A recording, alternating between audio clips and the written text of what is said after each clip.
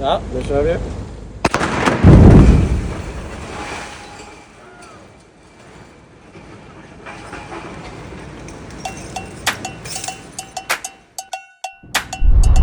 Det mullrar och skakar i marken i Stockholm. Vad är det som händer under dina fötter? Och hur bygger man tunnelbana mitt i en storstad?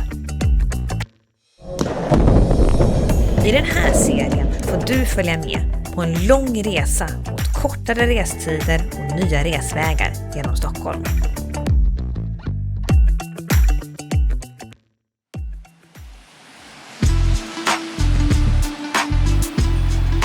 Här i Stigbergsparken börjar station Sofias hisschakt bli rätt djupt. Och ändå är det här bara en liten del av hur djupt det faktiskt kommer att bli. Innan man kan göra det stora schaktet har man borrat hålet som du ser där i mitten av gropen. Det är 90 meter djupt och gjort med en metod som heter raceborrning. Det innebär att man först borrar ett smalt hål, bara några decimeter brett, hela vägen ner. Sen monteras en stor borrkrona med flera meters diameter som borrar ett hål nerifrån och upp igen till markytan. Sen kan man börja spränga ut det stora schaktet.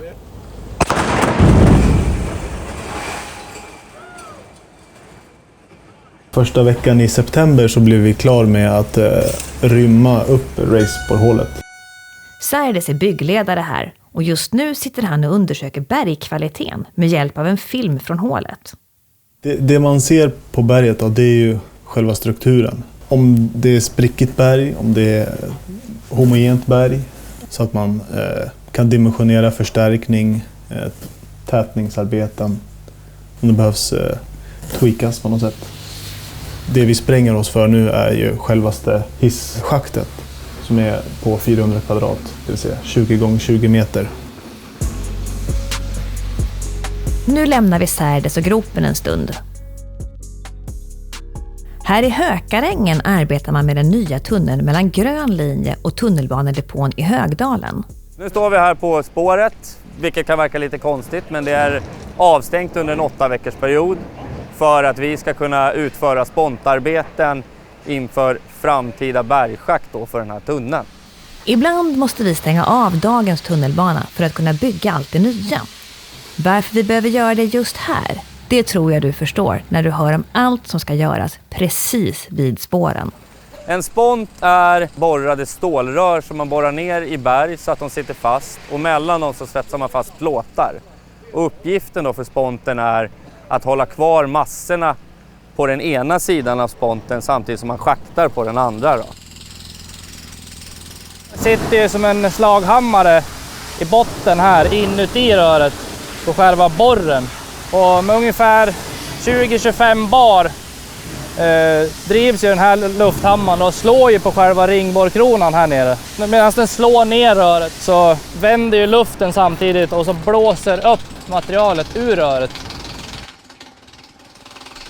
Och de har 8 veckor på sig att bli klara.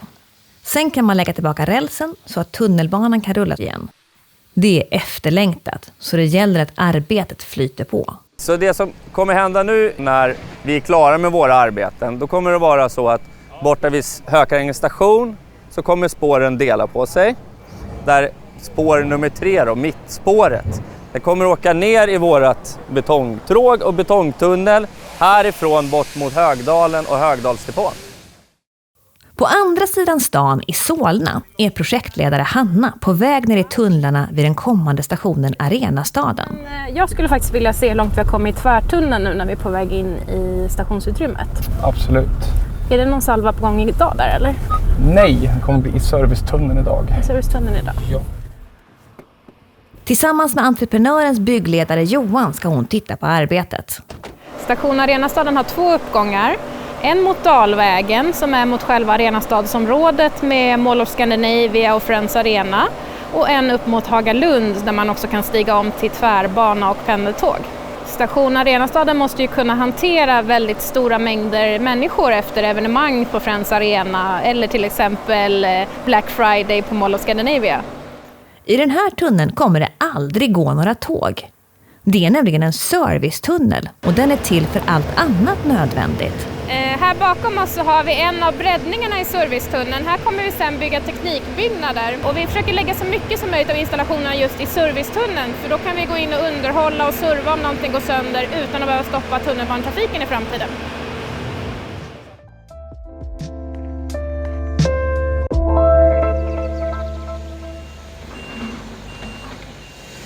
I Stigbergsparken så lastar vi inte ut några bergmassor ur gropen, utan det schaktas ner i tunneln och hanteras via tunneln, så att vi inte kör igenom några bergmassor just här på Folkungagatan. Visst är det lite svindlande att tänka sig att de här stenarna faller 90 meter ner i hålet. Och här nere landar de för att lastas ut via arbetstunneln borta vid Londonviadukten. Station Sofia blir tunnelbanans djupaste station och härifrån åker man upp och ner med hiss. Undrar du hur det ska fungera på en station med bara hissar?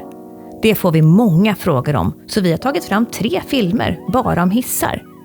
Där svarar vi på alla de vanligaste frågorna och några lite mer ovanliga. Kan hur många som helst resa i hissarna, undrar Lina. Nej Lina, det går faktiskt inte. Hissarna är automatiserade och känner av om de är fulla. Överskrids vikten så stängs inte dörrarna och hissarna står still fram till dess att det är lagom vikt och rätt antal människor. I Hökarängen rullar tågen sedan länge efter sommaravstängningen. Nu har man sprängt bort tillräckligt mycket berg för att kunna bygga den betongtunnel som så småningom ska möta den bergtunnel som byggs från andra hållet. När bergtunneln är färdigsprängd kan man börja lägga spår och annat viktigt i den nya anslutningen till tunnelbanedepån i Högdalen, där tåg från både blå och grön linje ska kunna tvättas, lagas och servas.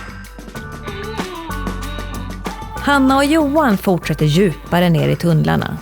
Jag ska passa på att kolla i räddningskammaren när vi ändå här att allt är okej. Absolut, det tycker jag.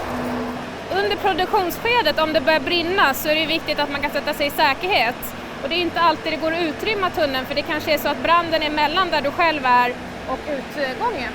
Och det är därför vi har en räddningskammare, för då kan man sätta sig i säkerhet där och helt enkelt vänta tills brandkåren kan komma och rädda en. Allting finns, även chokladen är kvar. Vilken tur! Och ännu bättre är att vi aldrig har behövt använda någon räddningskammare. Men nu, hur långt är vi från att komma in i plattformsrummet nu? Är det 1 eller 2 salver kvar? Eller? Det är 2 salver kvar. 2 salver kvar. Därefter så går vi på med full styrka. Och precis här ska man lite senare idag spränga en av de 2 salvor som är kvar. Yeah, okay. So that's good. That's B. That's good. Very good. Yeah.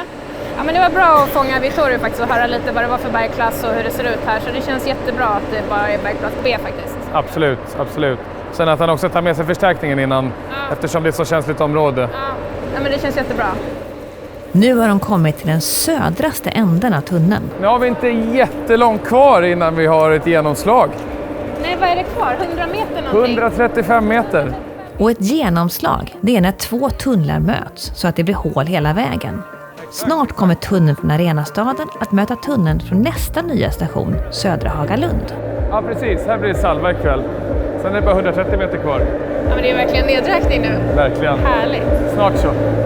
Då blir det tårta, va? Då blir det tårta, det kan jag lova. Får du inte nog av tunnlar och tunnelbana? På vår YouTube-kanal hittar du både filmerna om hissar och alla filmer i den här serien. Sök på Nya tunnelbanan på YouTube så hittar du oss.